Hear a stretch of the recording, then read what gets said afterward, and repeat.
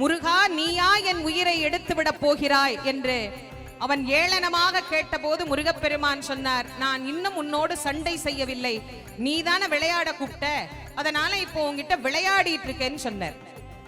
இப்போ நான் ஒரு பானம் போடுறேன், உன் தலையும் ஒரு தலை 2 கையை தவிர மற்றவைகள் முளைக்கிறதா பார் அப்படின்னு சொல்லி ஒரு பானத்தை விடுத்தார். ஒரு தலை 2 கையை தவிர மற்றவைகள் எல்லாம் அச்சு கீழே விழுந்தது. மீண்டும் சிறகரங்கள் உள்ளிருந்து முளைக்க தோன்றியது. முருகப்பெருமான் அத்தனையும் உள்ள போய் ஒளிஞ்சிச்சு. அப்பதான் சிங்கமுகனுக்கு ஒரு பயம் வந்தது. ஆஹா, இந்த முருகன் நம்மை கொன்று விடுவான் போல் தெரிகிறதே என யோசிக்க ஆரம்பித்தான்.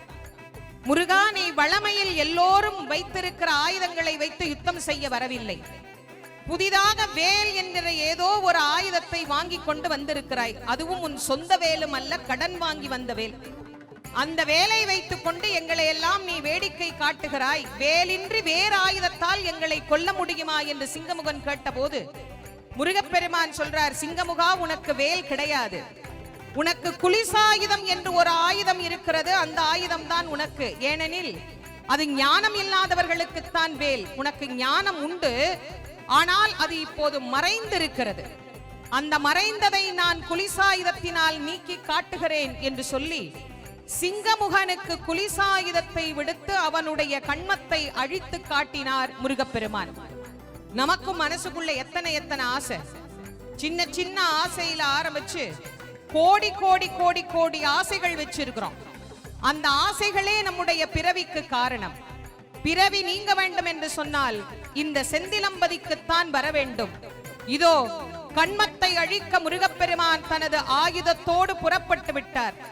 எப்படி சிங்கமுகனின் கண்மம் அழிந்ததோ, அந்த சிங்கமுகன் அழிந்து தேவிக்கு சிங்கவாகனமாக பெற்றானோ, அதுபோல் நம்மிடத்திலே இருக்கக்கூடிய அத்தனை விதமான கண்மமும் அழிய வேண்டும் என்று வேண்டிக் கொள்ள வேண்டும். வெற்றிவேல் முருகனுக்கு, வீரவேல் முருகனுக்கு, ஞானவேல் முருகனுக்கு, சக்திவேல் முருகனுக்கு, செந்தில் நாதனுக்கு, ஜெயந்திநாதனுக்கு, சுப்பிரமணிய சுவாமிக்கு, செந்தூர் முருகனுக்கு, தணிகை நாதனுக்கு, பாலசுப்பிரமணியனுக்கு, வள்ளி மலாலனுக்கு, கார்த்திகேயனுக்கு, தண்டாயுதபாணிக்கு, சுவாமிநாத மூர்த்திக்கு, பழனிமலை ஆண்டவனுக்கு, திருத்தணிகை முருகனுக்கு, பழமுதிர்ச்சோலை பாலனுக்கு, திருப்பரங்குன்றம் முருகனுக்கு, சுவாமிமலை நாதனுக்கு, இதோ சிங்கமுகனின் சங்கத்தலை வீழ்ந்து